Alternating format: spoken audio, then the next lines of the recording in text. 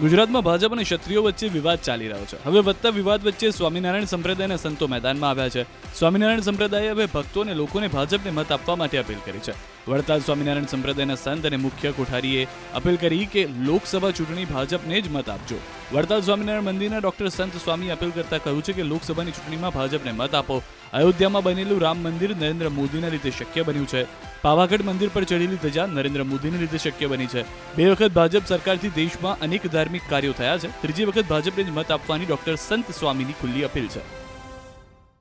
આપણી સંસ્કૃતિ પ્રમાણે એક સમય એવો હતો કે પ્રાતઃ નિત્યવિધિ કરી અને ધાર્મિક ગ્રંથોનું અધ્યયન કરતા. આજકાલ લોકો સૌથી પહેલું કામ વોટ્સઅપ જોવે છે. મેં મારા વોટ્સઅપ સ્ટેટસ ઉપર એક મેસેજ મૂક્યો હતો, આપનો પંજો કમળનું બટન દબાવે. એનો ખૂબ સારો પ્રતિભાવ આવ્યો એટલે મને આ વિડીયો બનાવવાનું મન થયું છે. હું ખાસ આપ સૌને અપીલ કરવા માગું છું કે 500 વર્ષના ઇતિહાસમાં આપણા પૂર્વજોએ કરેલી તપશ્ચર્યાના અંતે અયોધ્યામાં સરયુ ગંગાના કિનારે રામ જન્મભૂમિ પર મંદિર નિર્માણ થયું. એના માટે કમળનું બટન દબાવવાનું છે. આપણે ડાયરેક્ટ રામ મંદિર નિર્માણની અંદર ઈંટ મૂકવા નથી જઈ શક્યા, પણ ચોક્કસ વિશ્વાસ અને ગૌરવ સાથે કહું છું કે જેણે જેણે કમળનું બટન દબાવ્યું ને એ બધા જ રામ મંદિરના નિર્માણના યશના સહભાગી છે.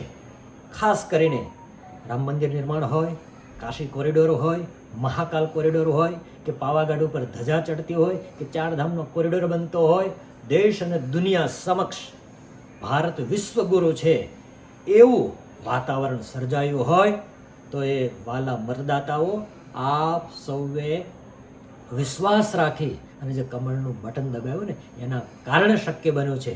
દેશની સીમાઓ સુરક્ષિત રહે, દેશના સંસ્કાર સંસ્કૃતિ સુરક્ષિત રહે, એના માટે કમળનું બટન દબાવવું ખૂબ જ જરૂરી છે. અને આપે 2 વખત કમળનું બટન દબાવી અને જે ગૌરવ આપ્યું છે એના કારણે જ 370ની કલમ નાબૂદ થઈ છે. એના કારણે જ દેશની અખંડિતતા વધતી રહી છે, વિસ્તરતી રહી છે. હું આપ સૌને કરબદ્ધ પ્રાર્થના કરું છું, પુનઃ ત્રીજી વખત કમળનું બટન દબાવો, આપના પંજાથી કમળનું બટન દબાવો અને દેશના નિર્માણમાં રાષ્ટ્રભક્તિ માટે, માતૃભૂમિ માટે કંઈક કર્યાનું ગૌરવ અનુભવો. એ જ પ્રાર્થના. ગુજરાતમાં ભાજપ અને ક્ષત્રિયો વચ્ચે વિવાદ ચાલી રહ્યો છે. હવે વધતા વિવાદ વચ્ચે સ્વામિનારાયણ સંપ્રદાયના સંતો મેદાનમાં આવ્યા છે. સ્વામિનારાયણ સંપ્રદાયે હવે ભક્તો અને લોકોને ભાજપને મત આપવા માટે અપીલ કરી છે. વડતાલ સ્વામિનારાયણ સંપ્રદાયના સંત અને મુખ્ય કોઠારીએ અપીલ કરી કે લોકસભા ચૂંટણી ભાજપને જ મત આપજો. વડતાલ સ્વામિનારાયણ મંદિરના ડોક્ટર સંત સ્વામી અપીલ કરતા કહ્યું છે કે લોકસભાની ચૂંટણીમાં ભાજપને મત આપો. અયોધ્યામાં બનેલું રામ મંદિર નરેન્દ્ર મોદીના લીધે શક્ય બન્યું છે. પાવાગઢ મંદિર પર ચડેલી ધજા નરેન્દ્ર મોદીને લીધે શક્ય બની છે. 2 વખત ભાજપ સરકારથી દેશમાં અનેક ધાર્મિક કાર્યો થયા છે. ત્રીજી વખત ભાજપને જ મત આપવાની ડોક્ટર સંત સ્વામીની ખુલ્લી અપીલ છે. આપણી સંસ્કૃતિ પ્રમાણે એક સમય એવો હતો કે પ્રાતઃ નિત્યવિધિ કરી અને ધાર્મિક ગ્રંથોનું અધ્યયન કરતા. આજકાલ લોકો સૌથી પહેલું કામ વોટ્સઅપ જોવે છે.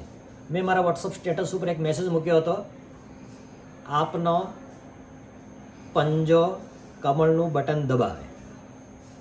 એનો ખૂબ સારો પ્રતિભાવ આવ્યો એટલે મને આ વિડીયો બનાવવાનું મન થયું છે. હું ખાસ આપ સૌને અપીલ કરવા માગું છું કે 500 વર્ષના ઇતિહાસમાં આપણા પૂર્વજોએ કરેલી તપશ્ચર્યાના અંતે અયોધ્યામાં સરયુ ગંગાના કિનારે રામ જન્મભૂમિ પર મંદિર નિર્માણ થયું. એના માટે કમળનું બટન દબાવવાનું છે.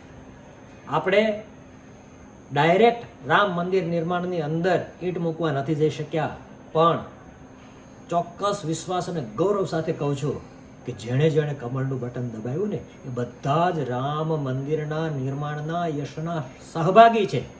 ખાસ કરીને રામ મંદિર નિર્માણ હોય, કાશી કોરિડોર હોય, મહાકાલ કોરિડોર હોય કે પાવાગઢ ઉપર ધજા ચડતી હોય કે ચારધામનો કોરિડોર બનતો હોય, દેશ અને દુનિયા સમક્ષ ભારત વિશ્વગુરુ છે એવું વાતાવરણ સર્જાયું હોય તો એ વાલા મતદાતાઓ આપ સૌએ વિશ્વાસ રાખી અને જે કમળનું બટન દબાવ્યું ને એના કારણે શક્ય બન્યું છે.